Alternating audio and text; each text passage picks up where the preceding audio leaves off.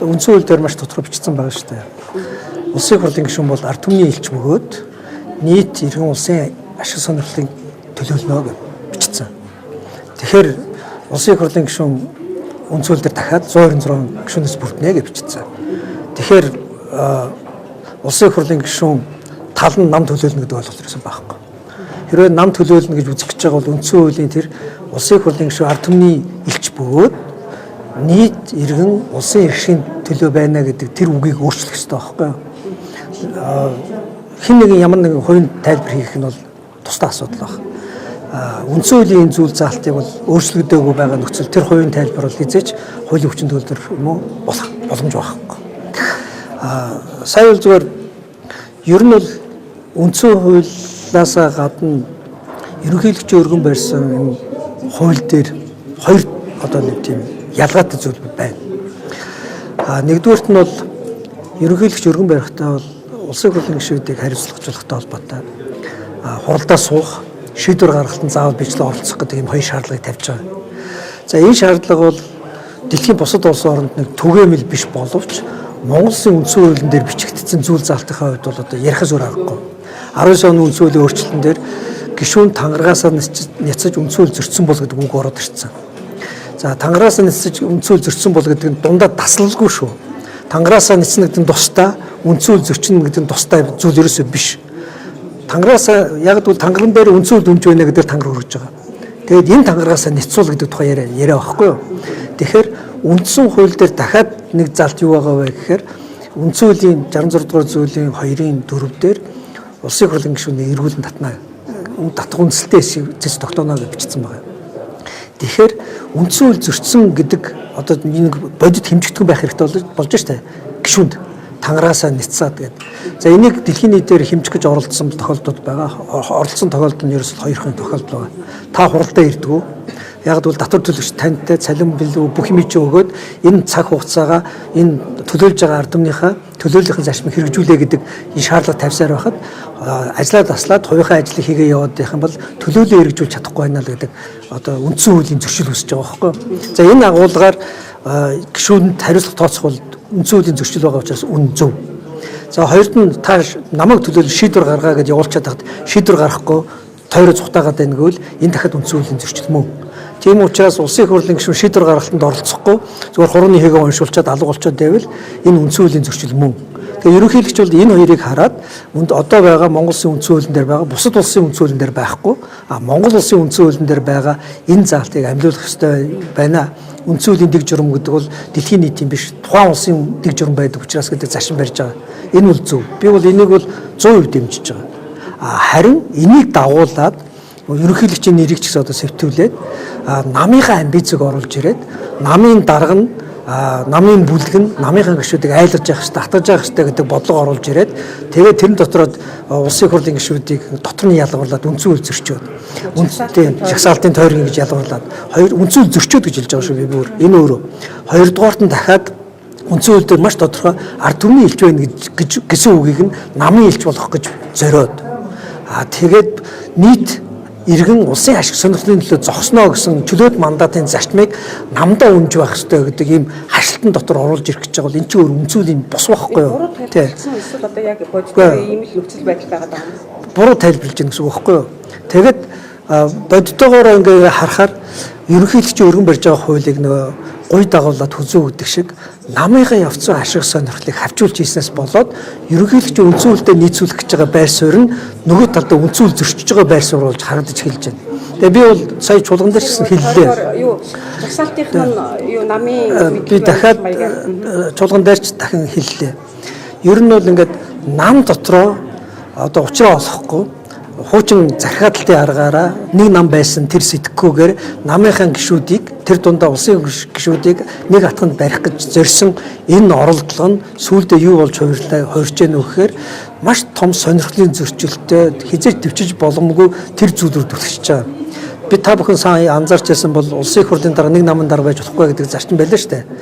Хэрэв улсын парламентын спикер нь ардын намын дарга биш байсан бол ийм хуулийг өргөн барьж байхад бол хүлээж авахаас жоохон болгоомжлно. Яагаад болгоомжлно вэ гэхээр Улсын их хурлын 126 гишүүн болон ард түмний элч гэдэг энэ хоёр зарчмын эсрэг үндсүүлэлтэд зөрчилдсөн агуулга орж ирж байгаа учраас энэ өөрөө үндсүүл нийцэж гэнэ үгүй гэдгээр тамийн газараас асуулт асуугаад одоо хүлээж авах үгүй гэдгээ тоосч ярих хэрэгтэй байсан байхгүй юу. Гэтэл энэ одоо үндсүүлийг эвдэж орж ирж байгаа тэр хэсэг нь намын даргаыг их мэдлжүүлэх гэж байгаа учраас нөгөө улсын их хурлын даргын албан тушаалтаар суудсан тэр намын дарга чинь ашгүй миний эрх мэдэл нэмэгдэх нэгэд маш хурдан сонирхолтой зөрчилтэйгээр хүлээгээд авчиж байгаа байхгүй юу. За хоёрт нь та бүхэн ингээ анзаарч байгаа бол энэ хууль улсын их хурал дээрх олонхын эрх мэдлийг нэмэгдүүлж байгаа. Жишээ нь одоо ингээд ёс зүйн ноцтой зөрчил гаргасан бол эргүүлэн татвартай ирэх гэж штэ. Тэгээ ёс зүйн зөрчил болон ёс зүйн ноцтой зөрчлийг хэн тогтоох юм? Тодорхойлох юм. Тэгэд ерөнхийлөгчийн одоо ажлын хэсэгт орсон хүмүүс юу гэж ярьж байгаа нөхөр улсын их хурл өөрөө л шийдэж судалтай өгүүлж байгааж улсын их хурл өөрөө шийдэхгүй энэ чинь олонх шийдэх байхгүй юу? Олонх ёс зүйн зөрчил, ёс ноцтой зөрчил гэдэг юу гэдгийг өөрөө хэмжиж шийдээд тэгээ олонхороо шийдвэр гаргана гэж бодож байгаа бол энэ чинь өөрөө парламентт олонхын дарангуулыг шууд одоо бий болгож ийн гэсэн үг байхгүй юу? Цөөх байхгүй болно гэсэн үг шүү дээ. Угаасаа тэднийг дуу хоолойг нь үгүй хийхин тулд годамжнаас намынхаа нэг идэвхтэй эдэн гишүүдээр өргөдөл гаргаад тэгээд ёс зүйн юм алдаа гаргасан байхгүй гэдээ хэмжүүрийг нөөцтэй зохиогоод тэгээд ёс зүйн дэд хороо гэдэг өөрсдөө Google-дэний байгууллага шийдвэр гаргаад тэгээд улсын хурал дээр ороод ирэхээр нь олонхороо дэмжиж гэдэг чинь цөөх угаасаа байхгүй болно гэсэн үг байхгүй юу? Энэ нүгээр Монголд анх удаа гарч байгаа үзэгдэл ерөөсөө биш. Дэлхийн түүхэнд угаасаа ийм үзэгдэл зөндөө гарч ирсэн. Эннийхээ горыг тэр санаачлаг гаргасан нам нь дараа нь цөөх болсныхаа дараа одоо хэд дахин нугалж өөрсдөө үүрчижсэн түүхтэй байхгүй юу? Тийм учраас ардын намынхан ерөнхийлөгчийн үндсэн хуулийн зарчмыг амлиулъя гэдэг санаачлагын сугандор өөрсдийнхөө хувийн ашиг сонирхол нам дотор хэрүүлийнхээ асуудлыг шийдэх шийдлийг чирүүлж орж ирснээсээ болоод 5 намын төлөөлөлтөд парламент биш болгох тийм санаас гарч байгаа байхгүй юу? Яг үүндээ бол ардын намын баг хурлын одоо сценаар юу дэгийг улсын хурлын сценаар дэг дотор оруулж ирэх гэж байгаа оролдлого хийж байгаа. Тэгээ энэ бол хамгийн ууяагүй дэвчшгүй зүйл. Цөөхөн бүлэг дээр одоо яригж байгаа яриа бол ердөө л энэ ерөнхийлөгчийн үндсэн хуульд нийцсэн бодлогыг дэмжмээр байдаг. Гэтэл үндсэн хуульд зөрчилдөд намынхаа амбицаар оруулж ирж байгаа бодлогыг бол одоо дэмжмээргүй. Яагаад гэвэл чон борооноор гэдэг шиг үндсэн хууль ярьж байгаа хажуугаар нь үндсэн хуулийн хулгай хийх гэж байгаа энэ ардын намын ийм өвөөгүй амбиц, өвөөгүй шунлыг яаж зогсоох вэ гэдэг л яриа болж шүү дээ өнөөдөр. Сая ингэж л үндэсний аюулгүй байдлын зөвлөл нь одоо их хурл дээр орж ирчихэд зааварчлаа гэдэг маш олон гişүүд хөндлөлтэй байгаад байна л да. Ер нь бол энэ парламент болон энэ ард түмний эрх чөлөө үгийг үзэх бодлоо илэрхийлэх энэ одоо заямал эрхийг одоо ямх чимхээр ингэж үгүй хийдэг болов энэ Монгол улсын хувьд бүр үндэсний аюулгүй байдлын өөрөө орж ирээд энэ байдлыг сая ажлын хэсэгт орсон хүмүүсийн зарим нэг хариулт мэргэжлийн биш хэтэрхий субъектив хувь гишүүд рүү дайрсан маягтай болсон бол үнэн. За тэрнтэй холбоотой асуудал дээр бол бас парламент бол ярих хэрэгтэй. Ямар ч улс оронд парламентыг үл хүндэтгэх буюу одоо тэнт төрлийн гэмт хэрэг байдаг. Парламентд ярих худлаа ярих юм уу эсвэл парламентд ярьж байгаа төвшүүлж байгаа бодлогын асуудлаас хальж өөр юм яриад тэр нь өөрөө хувь парламентын гишүүдийг дормжилсан гутаасан шинжтэй байх юм бол парламент бол тэрийг бол дэвчдэггүй. Тэгээд тэр талаараа бол цаашаа юм үргэлжлэх баг. Гэхдээ үндэсний аюулгүй байдлын зөвлөлийн нарийн бичгийн дарга энэ ерөнхийлөгчийн өргөн барьсан хуулийн дээр орж ирж байгаа нэг шалтгаан байна. Тэрийг биднээс бол одоо хүлээн зөвшөөрөх хэрэгтэй. Тийм төлөөлж. Юу вэ гэхээр Монгол Улсын үндсэн хуулийн нэг дээр бичсэн байгаа.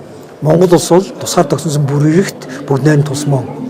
Энэ бүр эрхт гэдэг ойлголт юугаар илэрхийлэгддэг вэ гэхээр парламентын засаглал, ер нь парламентын засаглал биш, өөр бус улс оронд ч гэсэн парламентын шийдвэр гаргах чадах буюу бүр эрх дархлаагаар илэрхийлэгддэг.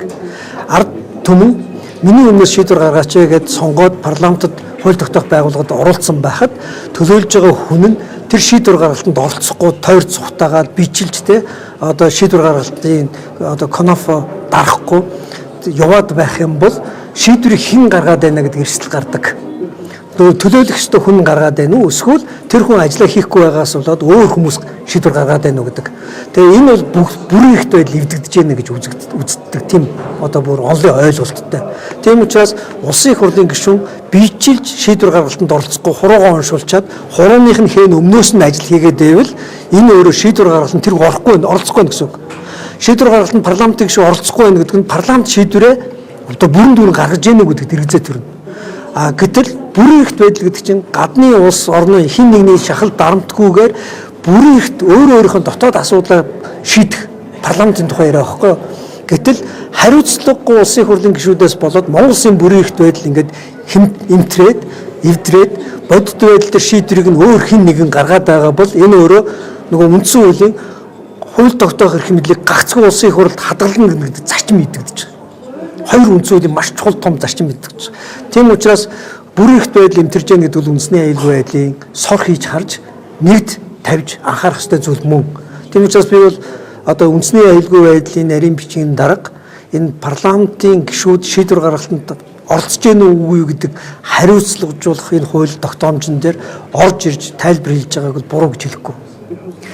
Үүнээсээ хитрээд парламентын ардчлал олон зөрөхийн харьцаа үндсэн хуулинд заасан байгаа 126 гишүүн болон улсын хурлын гишүүн ард түмний төлөөлөл нь нийт улсын эрх ашиг, иргэний эрх ашигын төлөө байна гэдэг энэ зарчмын эсрэг хуулийн тайлбарууд хийвэл энэ дээр эргэлзээтэй бөгөөд эрх мэдлээсээ хальж гэн гэж үзнэ.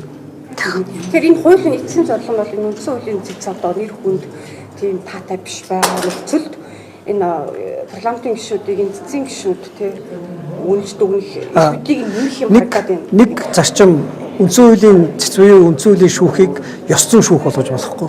Иран ёс зүйн цагдаатай ямар олон хүний эрхийн зөрчил болон ямар олон шудраг ёсны гажууд гарч тэнд хүчирхийлэл үйлдэгдэг бүгдээр мэдэн штэ. Тийм учраас хэмжигдэхгүй зүйлээр цагдаа шүүхийг байгуулна гэдэг өөрөө хэмжигдэхгүй зүйлээр хин нэг хилмигдүүлнэ гэсэн үг байхгүй. Тийм учраас үндсэн хуулийн цэц буюу шүүхийг үндсэн хуулиас гадуурх зүйл рүү оруулж ерөөсө болохгүй. Зарчим бол энэ.